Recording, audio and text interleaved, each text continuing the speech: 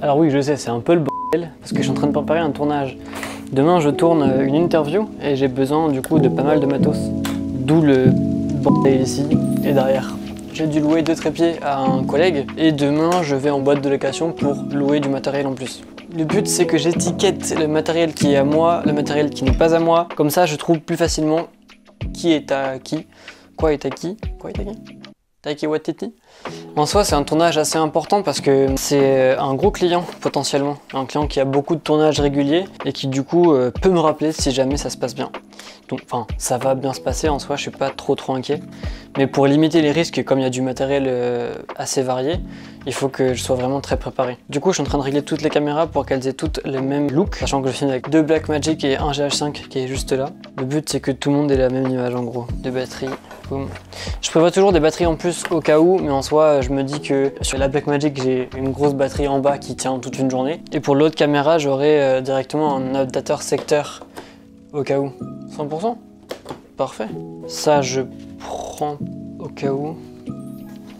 La prochaine étape, ça va être de cleaner les objectifs qui sont pas à moi. Pour ça, j'ai acheté un petit kit sur Amazon qui est vraiment cool, vraiment complet. Tac, ça, j'en aurais pas besoin, je peux le ranger. Je suis con, j'ai étiqueté les objectifs à la mauvaise personne. J'ai marqué Gilbert au lieu de Régis. Mais bon, c'est pas grave, ils bossent ensemble, du coup, ça devrait pas être un souci. Donc, première étape, un petit coup de souffleur. Oh, il va plus rien dans cette maison, c'est quoi ce délire?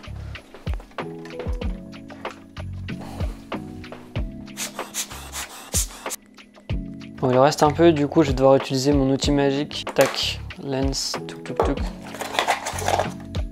Ok, on va utiliser ça. Ça sera du coup une batterie à charger. Je vais essayer d'emporter un trépied en plus, un petit GorillaPod, pour filmer l'installation et les backstage du tournage, en gros. Tac, ça c'est à archiver et ça c'est à charger. Quoique je peux utiliser celle-là.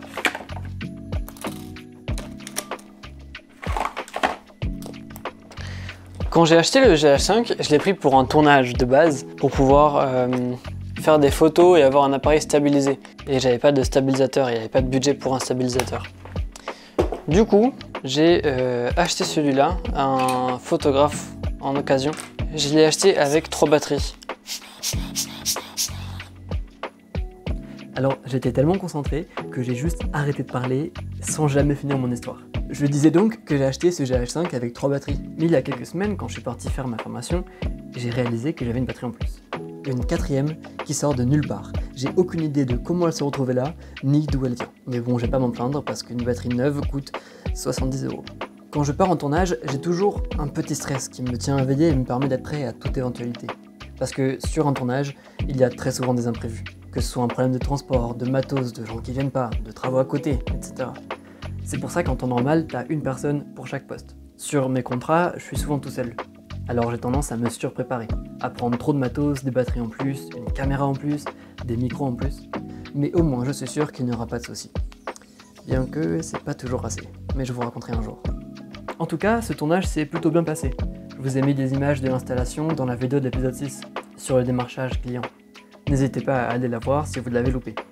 D'ailleurs, cette vidéo a entraîné une rencontre très intéressante avec une boîte de prod, grâce à un commentaire sur Instagram.